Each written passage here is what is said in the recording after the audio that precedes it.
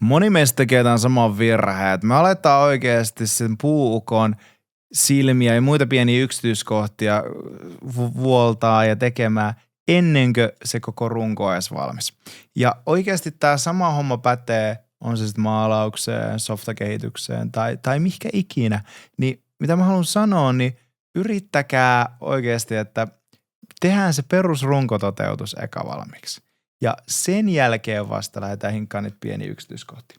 Että siis tää on varmasti tapahtunut teille muillekin. Et mun esimerkki softakehitykseltä puolelta, koska mä teen softakehitystä, on, että siis mä huomaan, että mä välillä jään jotain tosi pieniä yksityiskohtia hinkkaamaan täydelliseksi ja hienoksi, vaikka mulla olisi paljon suurempi kokonaisuus rakennettavana. Niin oikeasti sun pitää saada semmoiset perusrunkopiirustukset siihen eka kuntoon ennen kuin sä lähdet viiltämään niitä yksityiskohtia. Esimerkiksi niin kuin meidän pitäisi tehdä vaikka kirjautuminen applikaatioon. Siihen tarvii monta eri palikkaa, jotta se saadaan tehtyä. Niin miettii se tavallaan sillä, että hei, se ralliauto, se pitää eka tehdä semmoinen ralliauto, että sillä pääsee maaliin, niin kuin metaforana.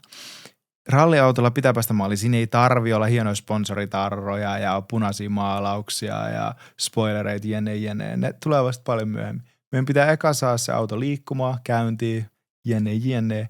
Ja sit vasta aletaan miettiä niitä yksityiskohtia, joilla saa viimeisteltyä se.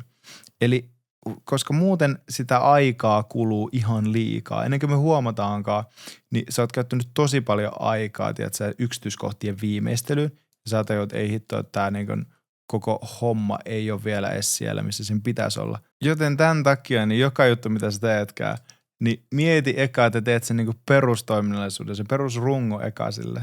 Niin sen puukon, rungon ja sen yleispiirteen sille, että okei, tuolla on kädet, tuolla on jalat, tuohon tulee vähän niin kuin pää.